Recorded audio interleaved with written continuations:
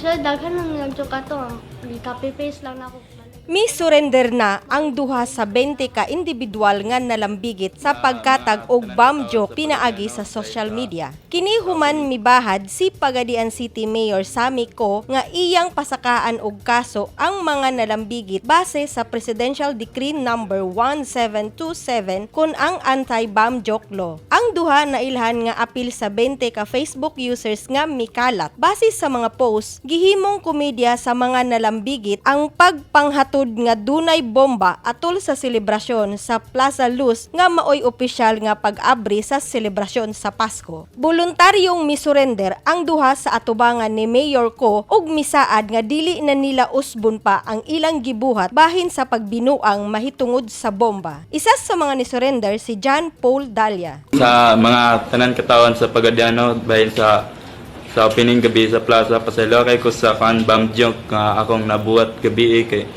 kuan raman to pagod kining apel lang ko sa unsay mga bawal dalon ba, pero mali dito nga kuan na wala na ko na realize din. Pasaylo lang kay ko mayor sa tanang katawan sa Pagadiano. Ang isa nga misurrender, usa ka babayi nga minor de edad, wala na kini nila panganlani. Matod sa minor de edad, nahadlok siya sa dihang nag-viral ang iyang pangalan sa social media tungod lang sa iyang pag-comment nga naay kalambigitan sa bomb joke. Actually, daghan nang nag-joke ato. Copy-paste lang na ako. Bale, gusto lang ko mag-join sa ilaha ba. Kung sa man ito imong gisulat ito, nagkapipi. Ano ako nga, i-diffuse na ko ang bomb. Aware ka sa nagtapos Marawi? Yes. Kung ito nga nag-disactivate ka sa imong Facebook account, Yes, sir. Kay ano man? Paano man good ato, sir, is pagkaibalo na ko nga, na-viral na ko, nag-public apology ko.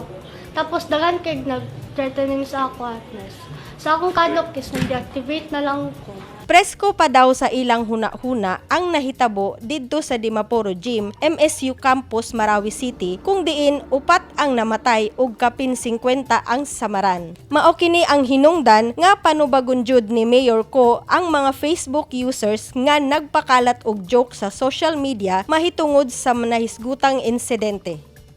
Mapailan yung kaso na sila tanan. Pero katong mo public apology, ato na silang i-spare, no? Kay usahay, tungkol sa batanon nila ba?